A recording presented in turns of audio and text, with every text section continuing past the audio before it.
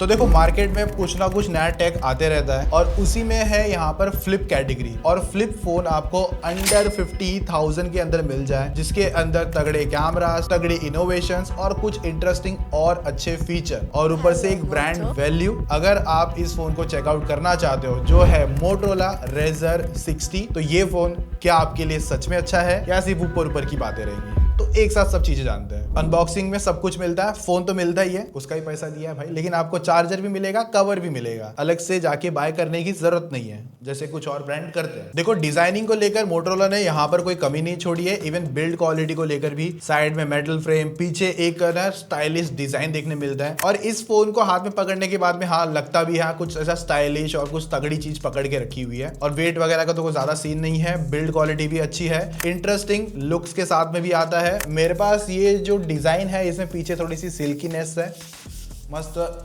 Gallup smoothness की तरह चले जाता है। और देखो मेरे पास जो डिजाइन है ना ये मतलब पर्ल डिजाइन है और ये थोड़ा सा मार्बल फिनिश के साथ में देखने मिलता है और ये वर्ल्ड फर्स्ट डिजाइन देखने मिलता है। और भी दो डिजाइनिंग है वो भी आप चेकआउट कर सकते हो। इसमें आपको सिंगल वेरिएंट मिलेगा 8GB 256GB स्टोरेज के साथ में। ये फोन आपको ना अंडर 50,000 मिल सकता है और इवन यहाँ पर आपको कुछ और एक्स्ट्रा बेनिफिट्स भी मिल सकते हैं, डिस्काउंट्स और बाकी सब चीजों को लेकर, तो वो आप अपने प्रेफरेंस के हिसाब से भी चेकआउट कर सकते हो। तो लुक्स एंड डिजाइनिंग को लेकर मेरी तरफ से सारे पॉइंट्स हैं Motorola Razr 60 को। और देखो फ्लिप फोन में ना बहुत ज्यादा ना प्रॉब्लम कभी कभी आती है इसके हिंचेस में, या तो फिर ये जो डिस्प्ले होता है ना इसके बीच में जो क्रीज होती है ना उसको लेकर। अभी इसकी क्रीज है ना भाई महसूस नहीं हो रही है, बहुत मिनिमल सा है। और इवन इसकी जो हिंचेस भी है वो आपको टाइटेनियम हिंचेस देखने मिलती है जो कि अच्छी खासी स्ट्रॉन्ग और अच्छी खासी ड्यूरेबल डिजाइन के साथ में आते हैं। मतलब अगर आप इसे समझ के चलो ना 5 लाख के ऊपर भी अगर आप फोल्ड कर दोगे ना तो भी ये स्ट्रॉन्ग बिल्ड क्वालिटी निकाल के देगा। और जब आप इसे टेबल पे रखते हो तो देखो यहाँ पर तो स्टडी रहेगा, यहाँ पर भी है, यहाँ पर भी है, यहाँ पर भी है, इवन इतना भी बहुत है, इवन इससे थोड़ा और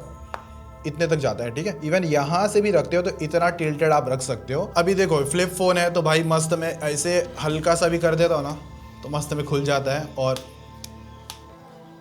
स्ट्रॉन्ग है भाई, एकदम स्टडी है। बहुत सारे फ्लिप फोन में यही इशू होता है कि उसमें सिर्फ वाटर रेटिंग आती है, डस्ट रेटिंग नहीं होती। इसमें आपको वो डस्ट रेटिंग भी मिलती है। अभी ये IP48 रेटिंग के साथ में आता है। जो 8 है वो वाटर को डिफाइन करेगा और जो 4 है वो डस्ट लेवल को डिफाइन कर देगा। और यहाँ पर आपको gorilla glass Victus on external display देखने मिलती है। बाकी इसमें आपको 3 माइक्रोफोन्स मिलते हैं। इवन आप 2 सिम कार्ड लगा सकते हो, नैनो सिम स्लॉट के साथ में ये देखने मिलेगा। और इवन यहाँ पर आपको एक ई सिम का भी सपोर्ट है। जो अंदर की जो डिस्प्ले है वो आती है 6.9 इंच की FHD+ LTPO POLED डिस्प्ले, जहां पर ये 120 हर्ट्ज रिफ्रेश रेट के साथ में आएगा और 3000 निट्स की पीक ब्राइटनेस और HBM आएगा 1500 निट्स के साथ में। और जहां पर मैंने मेरे डिवाइस के थ्रू इसे टेस्ट आउट करके देखा था तो 100% HBM मोड पर, HDR पे नहीं, वहां पर ये मैक्सिमम जो 100% का डेटा आप वो देख सकते हो उतनी ब्राइटनेस को टच करवा देता है। बाकी PCI 3 कलर गैमेट मिलते हैं। तो बेसिकली डिस्प्ले के जो इंटरनल डिस्प्ले के जो कलर्स है वो काफी ज्यादा इंटरेस्टिंग, मतलब कहूंगा मल्टीमीडिया एक्सपीरियंस आपका काफी बहुत अच्छी तरीके से करवा देगा, एकदम फ्लैगशिप लेवल एक्सपीरियंस का। HDR का भी सपोर्ट मिलता है YouTube पर, फिलहाल Netflix पर तो नहीं मिल रहा है। और ये LTPO पैनल है तो जिसकी वजह से इसकी रिफ्रेश रेट 1 हर्ट्ज से 120 हर्ट्ज के बीच में शिफ्ट करती रहती है ताकि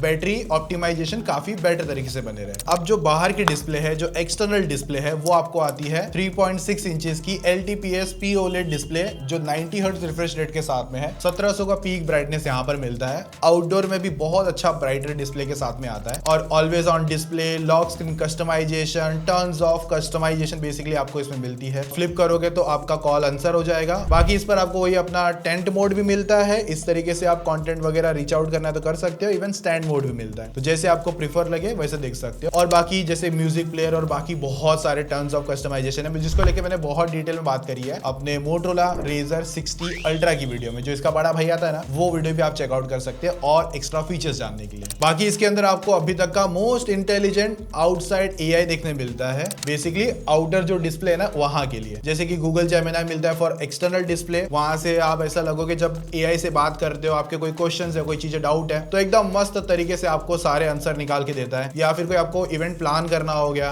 या इमेज जनरेट करवानी हो गई, ये सब चीजें यहाँ से करवा के दे देगा। बाकी कुछ अगर आपको टाइम पास करना है एक्सटर्नल डिस्प्ले में तो कुछ ऐसे टाइम पास वाली गेम्स आती है जो आप एक्सटर्नल डिस्प्ले पे एंजॉय कर सकते हो। इवन आपको कुछ और भी AI मिलते हैं एक्सटर्नल डिस्प्ले पर, जो कि है यहाँ पर कैच मी अप हो गया, या फिर पे अटेंशन हो गया, या फिर आस्क मोटो AI हो गया। अब जिसको बेसिकली डिस्प्ले पर मतलब आप AI से बात करके जो भी चीज है, जैसे मैंने आपको बताया 3-4 जो 4-5 जैसे 7 से 8 जो AIs आते हैं उन पे आप यूज कर सकते हो। बाकी रही बात स्पीकर एक्सपीरियंस, 50-50 का निकल कर आता है और स्पीकर एक्सपीरियंस भी अच्छा है। डॉल्बी एटमॉस का सपोर्ट मिलता है, इवन स्पेशल ऑडियो भी मिलता है। तो मल्टीमीडिया एक्सपीरियंस आपको तीनों जगह से, मतलब इंटरनल डिस्प्ले, बाहर के डिस्प्ले और स्पीकर एक्सपीरियंस काफी अच्छी तरीके से मिलता है। बाकी इसमें 4500 की बैटरी है और बॉक्स में 33 वॉट का चार्जर है। इवन आपको 15 वॉट का वायरलेस चार्जिंग मिलता है। और जो बॉक्स में 33 वॉट का चार्जर है ना, वहां पर आपको लेकिन जो आउटपुट आएगा वो 30 वॉट का टर्बो चार्ज ऑप्शन मिलता है। मोटोरोला का जो UI एक्सपीरियंस है वो भी एकदम मिनिमल है, यहाँ पर कह सकते हो UI ऑप्टिमाइज्ड है, तो आप इजीली एक दिन तक का बैटरी बैकअप तो इसमें खींच ही सकते हो। और 50 मिनट के अंदर आपका पूरा फोन 100% चार्ज भी हो जाएगा, जो बॉक्स के अंदर चार्जर आता है उसके थ्रू। बाकी जो प्रोसेसर है वो यहाँ पर Dimensity 7400X दिया गया है, जो 4nm प्रोसेसर है, जिसकी वजह से बैटरी ऑप्टिमाइजेशन भी आपकी बेटर है। Antutu स्कोर आपके 6 लाख के ऊपर आते हैं। बाकी स्टोरेज यहाँ पर UFS 2.2 दी है,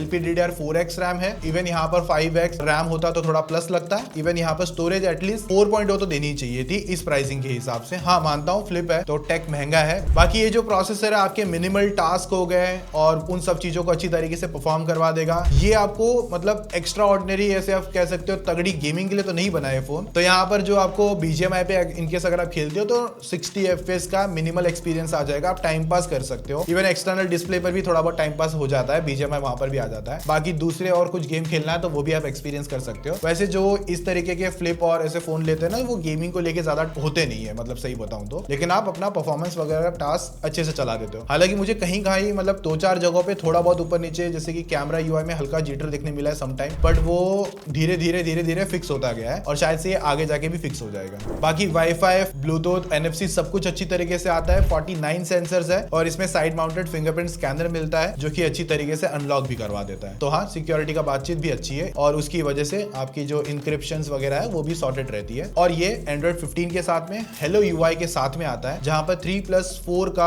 अपडेट्स का प्रॉमिस है। और ये क्लीन UI एक्सपीरियंस निकालता है, फास्ट है, रिस्पॉन्सिव है और जो पर्सनलाइजेशन है वो तो मिलती है, जैसे कि टेक्स्ट, कलर, आइकन शेप वगैरह को लेकर। मोटोरोला का UI है तो काफी ज्यादा रिफाइन होके आता है और 2 टाइप्स ऑफ यहाँ पर आपको कंट्रोल सेंटर मिलते हैं। साइड बार भी आता है। इवन यहाँ पर अगर आप चाहो तो कुछ इस तरीके से, तो फ्लैश लाइट ऑन है, इस तरीके से करोगे तो बंद है, इस तरीके से ट्विस्ट करोगे तो आपका कैमरा ओपन हो जाएगा। बाकी मोटोरोला के कुछ और इंटरेस्टिंग चीज है, जैसे कि फैमिली स्पेस मिलता है और मोटो माइग्रेट मिलता है। तो अगर आप iOS से एंड्रॉइड पे आना चाहते हो तो वहां पर आपकी एकदम मिनिमल तरीके से हेल्प करवा देगा। इवन मोटो अनप्लग्ड आता है। बाकी देखो और भी बहुत सारे AI है मोटोरोला को लेकर, जैसे कि मैं आपको एकदम सिंपल में समझा देता हूं। तो सबसे पहले यहाँ पर इनका आता है मोटो AI 2.0। यहाँ पर आपको AI में कुछ क्रिएट करके मिलता है, जैसे कि टेक्स्ट टू इमेज करने मिल जाता है। इवन यहाँ पर आपको स्केच टू इमेज मिलता है, स्टाइल सिंक मिलता है और यहाँ पर टेक्स्ट टू स्टिकर भी बना सकते हो। और अगर आप अपनी प्लेलिस्ट भी बनाना चाहते हो तो वो भी कर सकते हो। बाकी और भी कुछ ऐसा है, जैसे कि नेक्स्ट मूव सजेशन, जैसे कि अगर आप YouTube पे कुछ कंटेंट देख रहे हो तो नेक्स्ट अगर आपको क्या करना है, उसकी प्लेलिस्ट लेनी है, कैलेंडर या इवेंट या आउटफिट, इस तरीके से ये चीजें आपकी हेल्प करेगा। और इसमें आपको कैच मी ऐप 2.0 मिलता है, जो कि आपके मैसेजेस को समराइज वगैरह कर देता है। पे अटेंशन मिल जाता है, बेसिकली लाइव ऑडियो को ट्रांसक्रिप्ट करना हो गया। और बाकी और 3 चीजें हैं, रिमेंबर दिस, रिकॉल आता है, सेव टू मेमोरी। बेसिकली ये आपके स्क्रीनशॉट्स वगैरह को याद करना, रिमाइंडर देना, उस तरीके से चीजों में हेल्प करवा देता है। बाकी अगर आपको अपना डाइट वगैरह भी प्लान करवाना है तो उस तरीके का AI फीचर भी मिलता है। बाकी कुछ वीडियो जेस्चर भी मिलते हैं, जो बेसिकली हाथ से ही आपके वीडियो को पॉज करना हो गया, प्ले करवाना हो गया, और इवन स्टॉप रिकॉर्डिंग वगैरह, इवन पॉज और वीडियो रेज्यूम करना हो गया, वो सब चीजें कर सकते हो। बाकी इसमें 50 MP का मेन कैमरा है विद 13 MP अल्ट्रा वाइड और 32 MP का सेल्फी शूटर मिल जाता है। कैमरास मैंने जितने ट्राई आउट करके देखे हैं, मुझे इसके अंदर अच्छे देखने मिलते हैं अपने प्राइसिंग के अंदर। और मोटोरोला अपने इमेज ऑप्टिमाइजेशन भी बेटर करते जा रहा है दिन ब दिन। अभी इसके अंदर आपको कोई पोर्ट्रेट में जो ब्लर मिलता है वो थोड़ी 1-2 जगह पे मुझे थोड़ा सा लगा, मेरे कर्ली हेयर है उसकी वजह से कहीं कहीं वो चीजें छोड़ देता है। हालांकि अगर इसकी इंटेंसिटी मैंने बहुत ज्यादा रखी थी उस हिसाब से, बट HDR संभालना हो गया, लो लाइट फोटोग्राफी हो गई, इवन आपके डे लाइट सैंपल्स हो गए, ह्यूमन सब्जेक्ट्स हो गए, वो भी अच्छी तरीके से निकालता है। इवन जो सेल्फी कैमराज है वो भी अच्छी तरीके से परफॉर्म करते हैं, लो light scenario, day light scenario. Even बहुत टाइम तो ऐसा होता है कि जो ये एक्सटर्नल डिस्प्ले है ना, यहीं से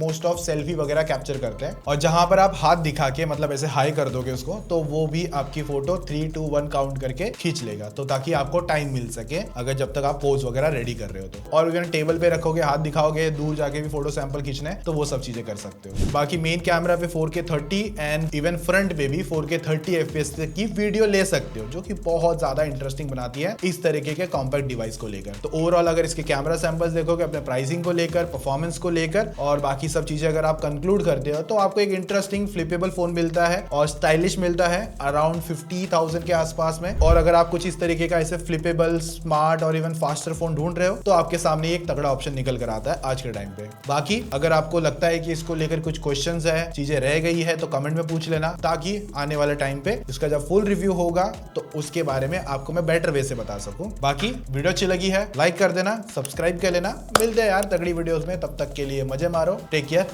बाय।